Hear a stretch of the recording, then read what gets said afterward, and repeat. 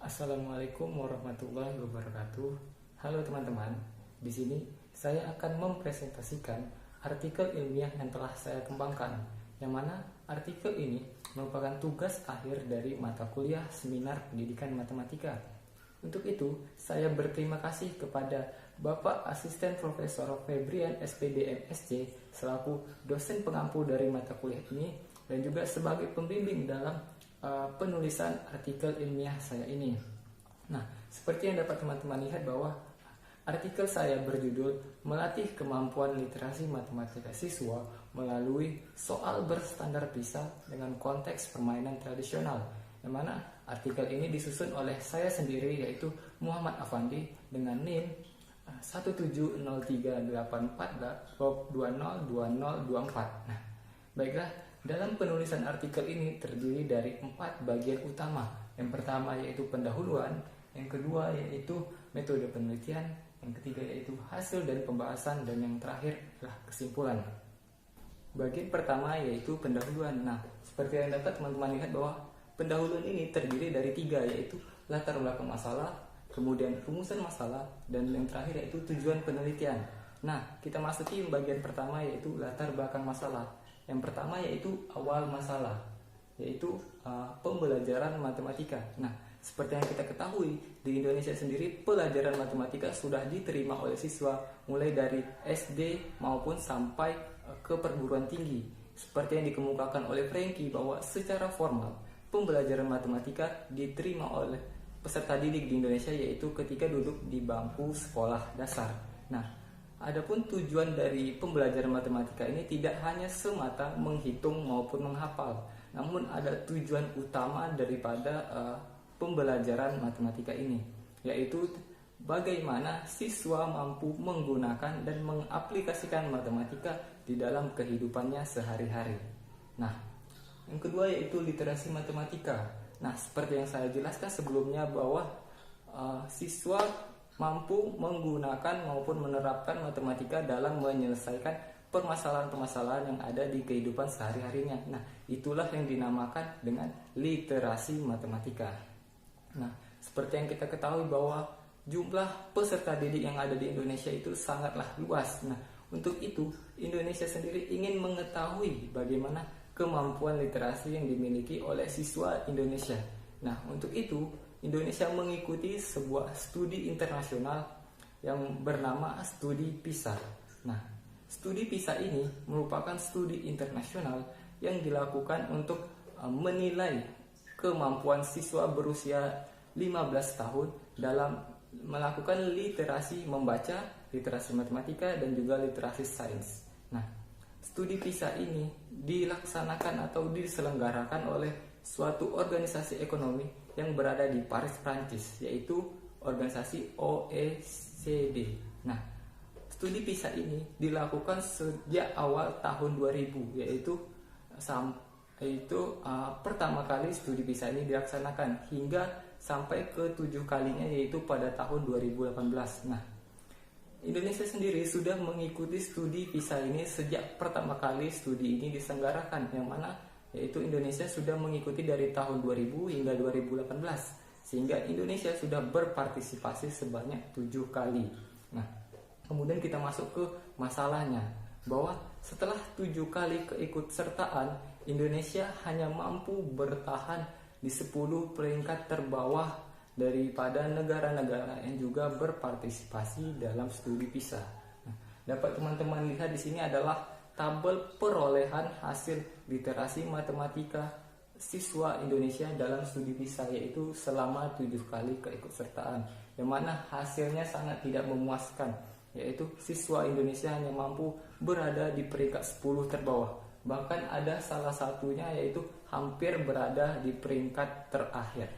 Nah, selanjutnya yaitu faktor penyebab. Nah, dari hasil yang kita dapat sebelumnya itu bahwa Indonesia berada di peringkat 10 terbawah. Tentunya banyak sekali faktor penyebab yang mempengaruhi mengapa siswa Indonesia memperoleh hasil yang sangat rendah tersebut. Nah, di sini saya akan memaparkan 2 faktor penyebabnya. Yang pertama yaitu yang dikemukakan oleh Abdullah dan Ricardo, yang mana mereka mengatakan bahwa pembelajaran di Indonesia ini masih sangat formal, yaitu kurang mengaitkan tentang konsep, makna maupun aplikasi daripada matematika itu sendiri. Kemudian yang kedua yaitu oleh Rianto. Rianto mengatakan bahwa siswa Indonesia belum terlatih dengan soal-soal dari PISA tersebut, sehingga siswa Indonesia belum mampu menyesuaikan diri dengan karakteristik dari soal-soal PISA. Berikutnya yaitu akibat. Nah, dari faktor penyebab tadi dan dari masalah yang telah saya kemukakan tadi ternyata berakibat bahwa rendahnya kemampuan literasi matematika siswa.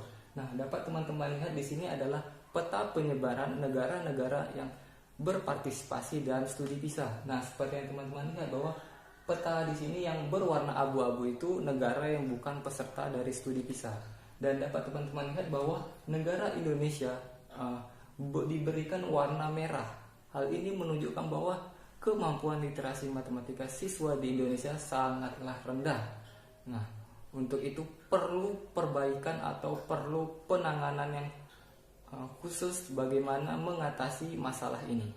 Nah, untuk mengatasi permasalahan tersebut, di sini saya mengemukakan sebuah solusi, yang mana solusi ini cukup efektif dalam mengatasi kemampuan literasi matematika siswa yang rendah.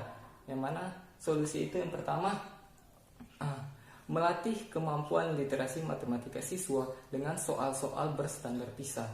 Nah, seperti yang kita ketahui bahwa PISA ini merupakan penilaian khusus terhadap literasi matematika siswa. Jadi dengan membiasakan siswa mengerjakannya dan menjawabnya akan menumbuhkan dan meningkatkan kemampuan literasi matematika siswa.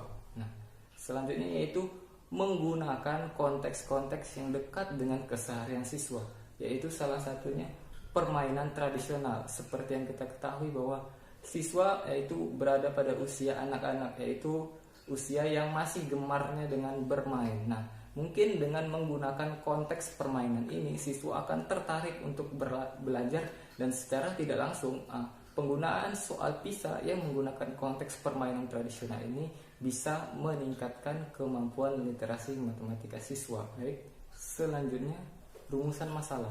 Adapun rumusan masalah dalam penulisan artikel ini yaitu bagaimana melatih kemampuan literasi matematika siswa melalui soal berstandar PISA dengan konteks permainan tradisional. Dan yang terakhir yaitu tujuan penelitian. Adapun tujuan dari penulisan artikel ini yaitu untuk mendeskripsikan bagaimana melatih kemampuan literasi matematika siswa dengan soal berstandar PISA dengan konteks permainan tradisional. Selanjutnya kita masuki bagian kedua dari penulisan artikel ini, yaitu metode penelitian. Nah, seperti yang dapat teman-teman lihat bahwa metode penelitian ini terdiri dari 3 bagian, yaitu pendekatan penelitian, jenis penelitian, dan juga teknik analisis datanya. Nah, yang pertama yaitu pendekatan penelitian. Nah, dalam penulisan artikel ini menggunakan pendekatan penelitian kualitatif, yaitu mengumpulkan data yang alamiah melalui sumber-sumber tertentu yang mana peneliti maupun penulis di sini merupakan instrumen kunci. Nah, yang berikutnya yaitu jenis penelitian.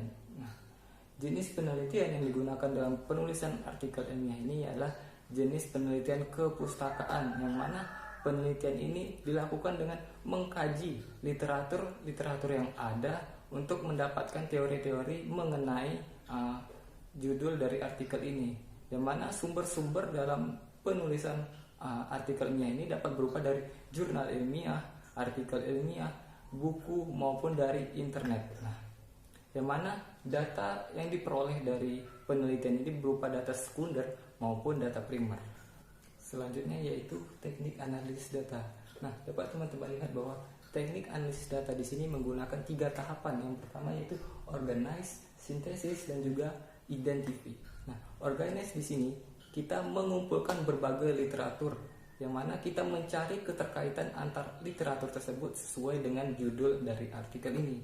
Kemudian yaitu sintesis. Sintesis ini kita menggabungkan, yaitu menarik sebuah kesimpulan bahwa dari beberapa literatur yang telah kita kumpulkan tadi menjadi satu kesatuan yang terkait dengan judul artikel ini. Kemudian tahap terakhir yaitu identifi, yang mana kita mengidentifikasi hasil yang telah kita simpulkan sebelumnya, yaitu kita mengambilnya menjadi teori-teori yang akan kita masukkan ke dalam artikel kita nanti.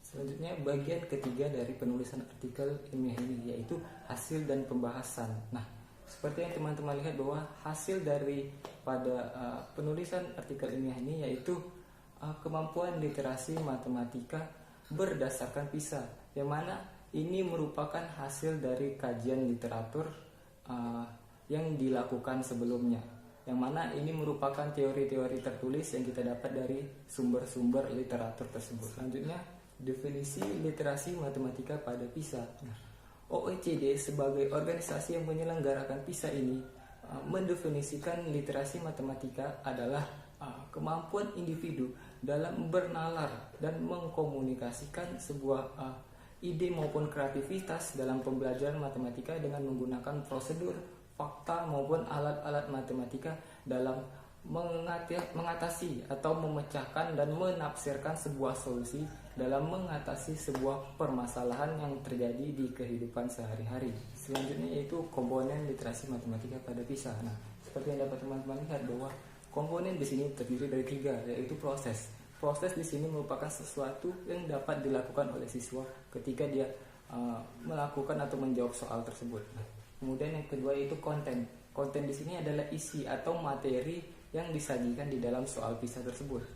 Kemudian yang terakhir yaitu konteks. Konteks di sini adalah situasi yang digambarkan dalam penulisan soal tersebut. Nah, yang pertama yaitu proses. Nah, proses di sini terdiri dari 7 bagian atau 7 tahap.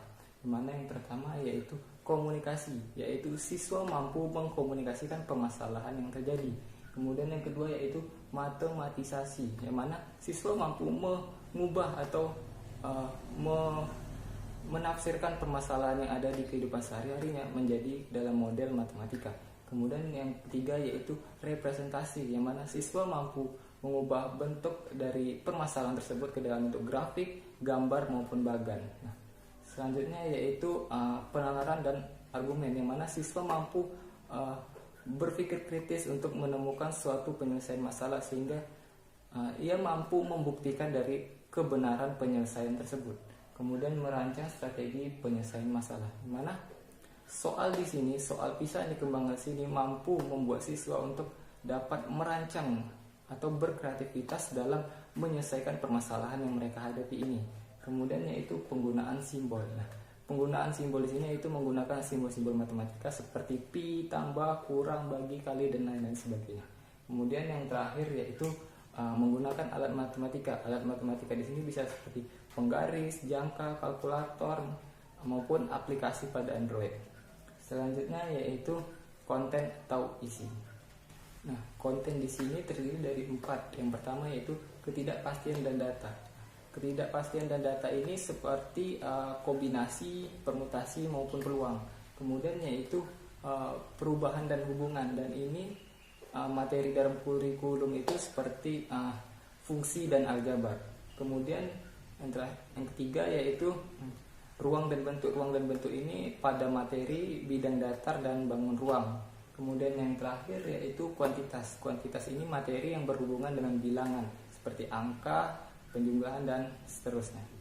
Nah, selanjutnya yaitu konteks. Konteks ini adalah situasi yang digambarkan dalam soal. Nah, dapat teman-teman lihat bahwa konteks di sini ada 4. Yang pertama yaitu konteks pribadi, di mana konteks pribadi ini berhubungan dengan situasi yang dialami oleh diri siswa tersebut, baik itu dirinya dengan keluarganya maupun dengan teman-temannya. Nah, selanjutnya yaitu konteks pekerjaan. Pekerjaan di sini seperti situasi ketika dia bekerja atau ketika dia menjalin sebuah hubungan dengan orang lain, ataupun bisa berupa data hasil kualitas kerja maupun data dari hasil penghasilan kerjanya. Kemudian selanjutnya itu konteks sosial. Konteks sosial ini situasi ketika suatu individu berinteraksi dengan banyak orang, misalnya seperti dia jual beli dan lain-lain sebagainya. Kemudian konteks ilmiah. Konteks ilmiah ini seperti situasi alamiah, yaitu yang terjadi di lingkungan sekitar kita yang berhubungan dengan fenomena, sains maupun teknologi. Selanjutnya yaitu level kemampuan literasi matematika pada PISA. Nah, dapat teman-teman lihat bahwa level kemampuan literasi matematika PISA di sini terdiri dari 6 level, yang mana tingkat 6 merupakan level tertinggi dan tingkat 1 merupakan level terendah. Selanjutnya yaitu kelompok kompetensi, yang mana dapat teman-teman lihat bahwa kelompok kompetensi di sini terbagi menjadi 3. Yang pertama yaitu reproduksi, yang mana reproduksi ini siswa mampu mengenal fakta maupun objek-objek yang disajikan dalam soal, tetapi siswa di sini hanya mampu menjawabnya dengan prosedur maupun soal-soal rutin, yang mana kelompok ini berada pada level 1 maupun level 2. Kemudian yaitu selanjutnya yaitu koneksi. Koneksi di sini siswa mampu menggabungkan beberapa gagasan sehingga mampu menyelesaikan permasalahan yang non rutin. Namun di sini hanya sekedar sedikit saja mentranslasi permasalahan yang disajikan ke dalam konteks matematika, yang mana kelompok ini berada pada level 3 dan level 4. Kemudian yaitu kelompok refleksi. Refleksi di sini merupakan kelompok tertinggi, yang mana di sini siswa sudah mampu menciptakan maupun menemukan sebuah strategi penyelesaian masalahnya sendiri, yang mana kelompok ini berada pada level 5 dan level 6, yaitu level tertinggi. Bagian berikutnya yaitu pembahasan. Pembahasan di sini yaitu mengenai melatih kemampuan literasi matematika siswa melalui soal berstandar PISA. Nah, dapat teman-teman lihat di sini ada 3. Yang pertama yaitu penggunaan konteks, yaitu penggunaan soal matematika yang berbasis konteks. Konteks di sini yaitu situasi yang digambarkan dalam soal, di mana ketika siswa menjawab soal ini, ia akan berpikir bahwa penggunaan matematika itu dapat dilakukan dan diterapkan pada situasi apapun. Kemudian penggunaan konteks yang menarik minat dan perhatian siswa. Nah, seperti yang saya buat di sini yaitu menggunakan konteks permainan tradisional. Seperti yang kita ketahui bahwa siswa di sini masih berada pada usia anak-anak, yaitu usia yang masih gemar sekali bermain, sehingga penggunaan konteks permainan di sini akan lebih menarik dan memotivasi siswa dalam pembelajaran matematika. Kemudian yang berikutnya itu penggunaan soal PISA dengan konteks permainan tradisional, di mana ini bertujuan untuk meningkatkan kemampuan literasi matematika siswa. Di sini melatih kemampuan literasi matematika siswa yaitu dengan memberikan soal-soal PISA ini secara rutin kepada siswa, yaitu bisa dilakukan setiap 2 bulan sekali atau 3 bulan sekali, yang mana soal ini diberikan secara rutin kepada siswa dengan tujuan supaya siswa bisa terbiasa dan mulai menguasai atau mulai paham atau terhadap karakteristik daripada soal PISA tersebut. Kemudian di sini yaitu ada contoh daripada soal PISA yang menggunakan konteks permainan tradisional. Dapat teman-teman lihat di sini adalah contoh soal PISA yang menggunakan konteks permainan tradisional, yaitu konteks permainan mobil-mobilan dari kulit jeruk bali. Nah, dapat teman-teman lihat di sini adalah ada rubrik soalnya, di mana rubrik soal ini akan menggambarkan kemampuan literasi matematika yang dapat dilakukan siswa ketika siswa mengerjakan soal ini. Nah, dapat teman-teman lihat di sini yaitu menggunakan konteks permainan atau pembuatan mainan, yang mana konteks di sini yaitu sangat dekat dengan siswa. Mungkin sudah tidak asing lagi dengan kita, apalagi dengan siswa, yaitu tentang mobil-mobilan dari kulit jeruk bali. Tentunya hal ini akan menarik minat siswa untuk belajar. Kemudian di sini juga menggunakan konten kuantitas, yaitu kalau dalam kurikulum kita yaitu materi bilangan. Nah, yang mana di sini siswa akan mencoba untuk bagaimana menggunakan bilangan dalam menghitung dan mengukur suatu benda, sehingga siswa akan mengetahui bagaimana penerapan matematika tersebut di dalam kehidupan sehari-harinya.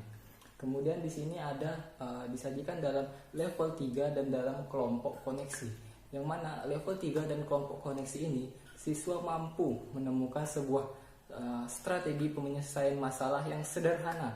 Namun soal di sini masih sederhana karena siswa hanya sedikit mentranslasi dari soal yang diberikan ke dalam bentuk matematika. Dan di sini siswa dapat berkreativitas dan menemukan sendiri strategi pemecahan masalahnya walaupun masih terbilang sederhana. Kemudian di sini juga disajikan bahwa dari segi proses dia memasuki semua kategori. Kemudian diberikan dalam rubrik itu yaitu jawaban akhirnya, yaitu 7 mobil. Nah, mengapa di sini semua kategori bisa termasuk ketika siswa menyelesaikan soal ini? Karena di pengembangan daripada soal PISA ini juga menuntut siswa untuk berkreativitas dalam menyelesaikan soal ini, sehingga siswa mampu menciptakan berbagai penyelesaian masalah, sehingga dari segi proses semuanya bisa terlaksanakan oleh siswa, mulai dari komunikasi, matematisasi, representasi hingga menggunakan alat matematika. Nah, kemudian di sini kenapa hanya disajikan hasilnya saja tanpa ada prosedur penyelesaiannya? Nah, di sini karena seperti yang saya jelaskan sebelumnya bahwa siswa mampu berkreativitas untuk menemukan sendiri penyelesaian masalah yang menurut mereka lebih mudah. Jadi di sini diserahkan kepada siswa bagaimana mereka mampu berkreativitas. Makanya dalam rubrik soal ini hanya diberikan jawabannya saja tanpa adanya penyelesaian masalahnya. Baik, yang selanjutnya yaitu supaya kita lebih menarik minat siswa dalam belajar, kita bisa mengkolaborasikan soal PISA ini dengan berbagai pendekatan maupun model pembelajaran. Nah, seperti yang saya sajikan ini yaitu melalui 2 penelitian, yang mana penelitian ini mereka mengkolaborasikan model dan pendekatan kemudian dengan penilaian PISA dengan tujuan untuk meningkatkan kemampuan literasi matematika siswa. Nah, yang pertama yaitu penelitian yang dilakukan oleh Istirandu dan Mulyono, yang mana mereka mengkolaborasikan model PBI dan pendekatan realistik saintifik, yaitu dengan asesmen PISA, yang mana hasil yang diperoleh yaitu proporsi siswa yang tuntas yaitu kelas eksperimen lebih tinggi daripada kelas kontrol. Hal ini menunjukkan bahwa penelitian tersebut berhasil dan menunjukkan bahwa kemampuan literasi matematika siswa meningkat setelah diterapkan model PBI dengan pendekatan realistik saintifik kemudian dikolaborasikan dengan penilaian PISA. Kemudian yang kedua yaitu penelitian yang dilakukan oleh Fitriono, yang mana dia mengkolaborasikan model PBL dengan pendekatan PMRI, kemudian dengan penilaian serupa PISA. Nah, di situ diperoleh hasil bahwa rata-rata peningkatan siswa di kelas eksperimen lebih tinggi daripada siswa di kelas kontrol. Hal ini menunjukkan bahwa terjadi peningkatan kemampuan literasi matematika siswa ketika diterapkannya model PBL dan pendekatan realistik ini kemudian dikolaborasikan dengan penilaian PISA. Oleh karena itu, kita perlu melatih kemampuan literasi yang dimiliki oleh siswa agar hasil PISA kita berikutnya bisa lebih baik dan kemampuan literasi matematika siswa pun bisa lebih meningkat. Nah, melatih di sini bisa kita dengan memberikan soal itu, dengan membiasakan siswa mengerjakan soal-soal PISA. Bisa kita lakukan setiap bulan, setiap semester maupun setiap pertemuan kalau bisa. Nah, itu salah satunya. Dan untuk lebih menarik minat siswa lagi, kita bisa mengkolaborasikannya dengan berbagai pendekatan maupun model pembelajaran supaya pembelajaran lebih asik dan siswa lebih termotivasi dalam belajar. Berikutnya yaitu bagian akhir dari penulisan artikel ilmiah ini, yaitu kesimpulan. Kesimpulan di sini adalah jawaban dari rumusan masalah yang telah kita rumuskan sebelumnya. Yang mana jawaban itu yang pertama yaitu pentingnya melatih kemampuan literasi matematika siswa. Mengapa penting? Nah, seperti yang kita ketahui bahwa dari hasil PISA menunjukkan bahwa nilai literasi matematika siswa Indonesia sangatlah rendah. Hal ini menunjukkan kemampuan literasi matematika siswa pun juga sangat rendah, sehingga perlu kita atasi untuk lebih meningkatkannya. Karena apa? Karena salah satu tujuan utama dari pembelajaran matematika yaitu literasi matematika ini, ya. Sehingga jika literasi matematikanya saja rendah, maka tujuan dari pembelajaran matematika ini pun tidak tercapai. Sehingga sangat penting untuk melatih kemampuan literasi matematika siswa. Kemudian, melatih kemampuan literasi matematika siswa ini dapat kita lakukan dengan membiasakan siswa dalam menjawab soal-soal PISA, yang mana dalam penggunaan soal ini kita mampu menggunakan konteks-konteks yang bisa menarik perhatian siswa dalam belajar. Salah satunya seperti yang saya kemukakan, yaitu menggunakan konteks permainan tradisional.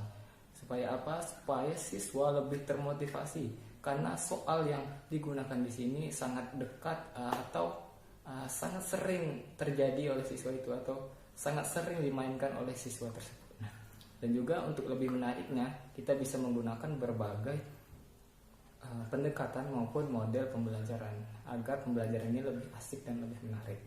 Dan juga keberhasilan dari meningkatnya kemampuan literasi matematika siswa ini juga berpengaruh kepada hasil PISA Indonesia. Nah, untuk periode berikutnya mungkin Indonesia juga akan mengikuti studi PISA. Jadi dengan melatih kemampuan literasi matematika siswa ini, sehingga kemampuan literasi matematika siswa menjadi lebih baik dan berpeluang untuk menaikkan peringkat dan hasil PISA Indonesia di periode berikutnya. Baiklah, ini adalah akhir daripada pemaparan dari artikel ilmiah saya. Semoga apa yang saya sampaikan dapat bermanfaat untuk kita semua. Lebih dan kurangnya saya mohon maaf, saya ucapkan terima kasih. Saya akhiri. Wassalamualaikum warahmatullahi wabarakatuh.